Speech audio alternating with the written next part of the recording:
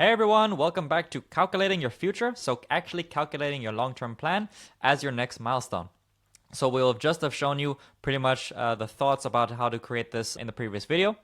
But now actually you'll be using the compound interest calculator yourself. Remember to add in realistic and conservative numbers like the 9% that we mentioned. This exercise is for you to have a snapshot of your financial future, which is great in understanding, okay, what could my investing future look like? And it really helps as a sort of a motivation to understand what the potential is here.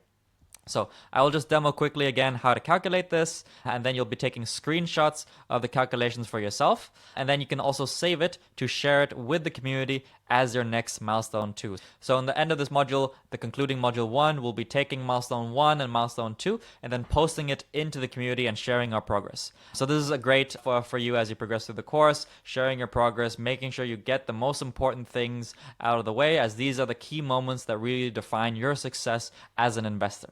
So this will really help as serving as your vision for investing long term.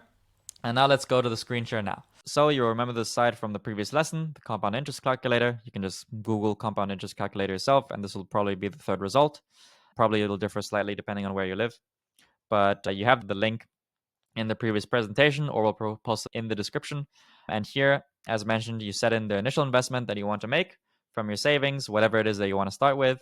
You set the interest rate, you set the year, the time horizon, whether it's 30 years, 20 years, 40 years, whatever you want. You set in the deposit amount, and I recommend just, looking at your net income after taxes that you receive, setting a percentage amount. So let's say 10%, 20%, 30%, 40%, whatever it is that you're happy to invest comfortably and automatically. Set the deposits that you make at the end of the period.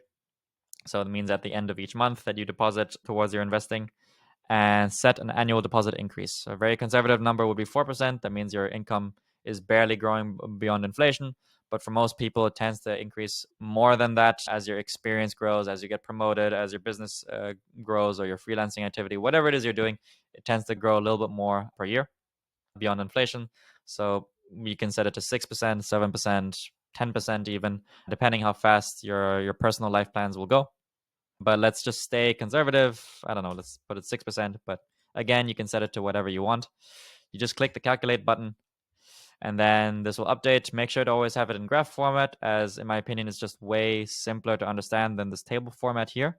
And you can also, of course, have the summary here of your assumptions, but this is not necessary.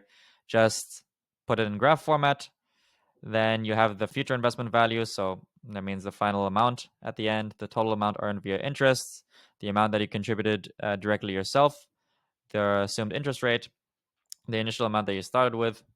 And what you're going to do here, you can take a screenshot. So since I'm on the Windows, I can use the snipping tool, but if you're on the Mac, you can use whatever screenshot tool that you want.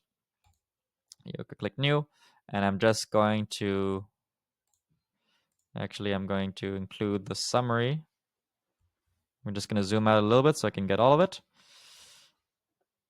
And I'm going to use the snipping tool to then cut out this amount. And then here I have my screenshot. And then I'm going to show you how to post this into the group. You can either take a full screenshot like this, or if you're not able to zoom out like this to get the whole picture, you can also just reset it to the normal amount.